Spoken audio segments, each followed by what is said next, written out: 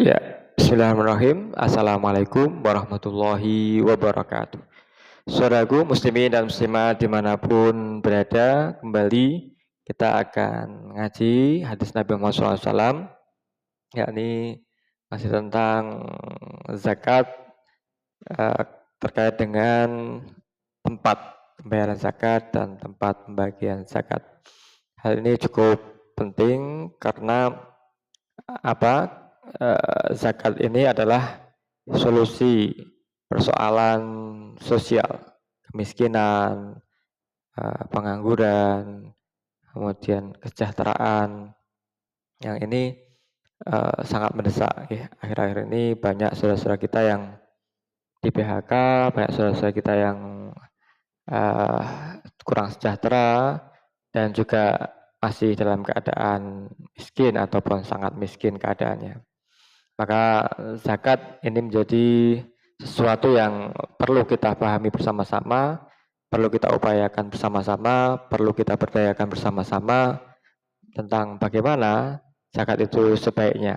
Apakah boleh petugas zakat itu diambil dari orang yang jauh, kemudian zakat itu pun dibawa ke tempat yang jauh, sementara saudaranya, tetangganya, kanan kirinya ini dalam keadaan sangat membutuhkan, miskin, tidak sejahtera, pengangguran. Nah, mari kita simak sebuah riwayat hadis dari Qutaibah tentang bagaimana Rasulullah SAW ini melarang petugas zakat diambil dari orang-orang yang jauh, dan sedemikian halnya bahwasanya harta zakat yang diambil dari muzaki di tempat tersebut, petugasnya dari tempat atau wilayah tersebut, kemudian bisa menyelesaikan persoalan sosial, persoalan ekonomi secara kewilayahan, di mana muzaki atau orang kaya berada, di mana para petugas zakat ini berasal, dan juga di mana tempat zakat ini kemudian dibagikan secara tepat sasaran, yakni untuk menjadi satu solusi bagi persoalan di wilayah tersebut. Bismillahirrahmanirrahim.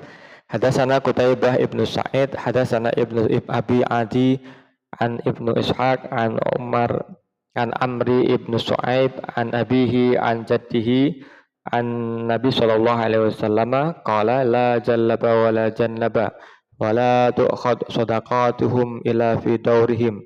Hadatsana Hasan ibnu Ali, hadatsana Yaqub ibnu Ibrahim, qala sami'tu abi yaqul an Muhammad ibnu Ishaq fi qawlihi la jallaba wa la jannaba.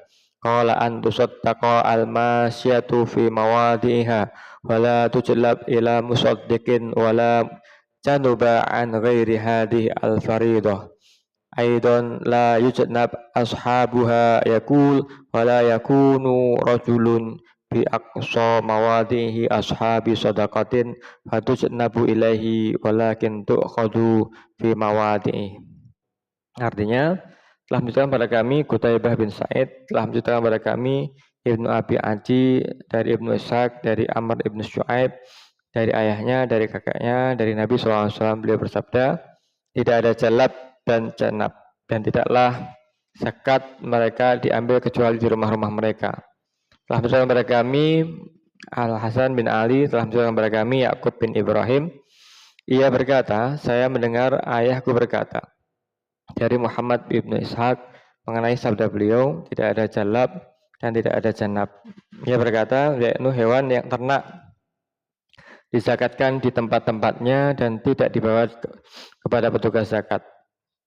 Sedangkan janab mengenai selain kewajiban itu, juga para pemilik zakat tidak diperlakukan janab kepadanya. Yang mengatakan seorang petugas zakat tidak berada di tempat terjauh orang yang menunaikan zakat, kemudian zakat tersebut dibawa kepadanya, tetapi hendaknya zakat tersebut diambil di tempatnya. Baik, apa yang bisa kita petik hikmah dari hadis ini? Saudaraku muslimin dimanapun berada. Pertama, di manakah lokasi zakat itu diambil atau dibayarkan. Jadi dengan adanya pembentukan badan ambil zakat,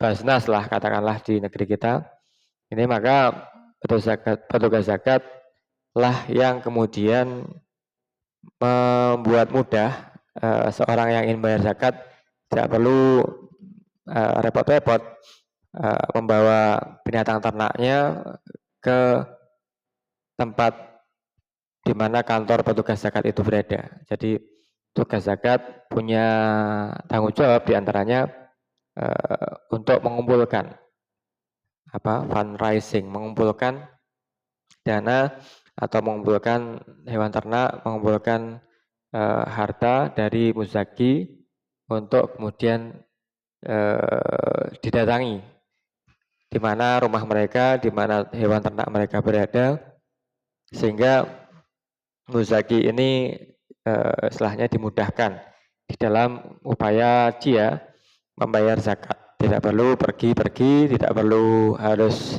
meluangkan waktu untuk mendatangi kantor atau tempat petugas zakat ini berada. Benar. Dicontohkan dalam hadis di atas bahwa zakat atas binatang ternak diambil di peternakan oleh petugas pengumpul zakat atau amil. Yang kedua, sedemikian halnya petugas zakat ini bukanlah orang yang jauh dari tempat muzaki itu berada.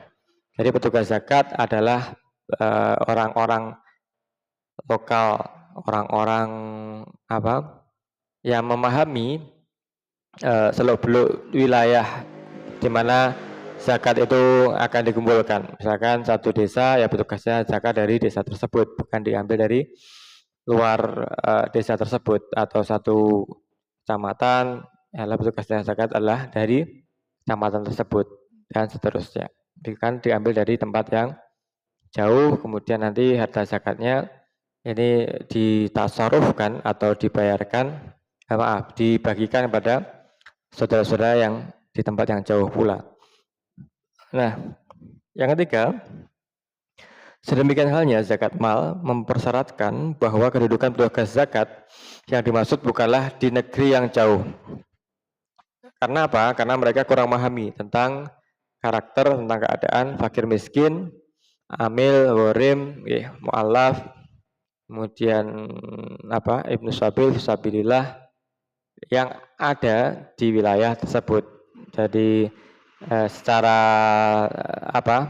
pemahaman lokal kewilayahan, ini petugas zakat yang dari jauh tentu saja berbeda kapasitasnya, berbeda kualitasnya dengan orang setempat, orang lokal setempat yang setiap hari tahu si A ini mampu, si M ini kurang mampu, si A ini miskin, si B ini kaya, dan seterusnya.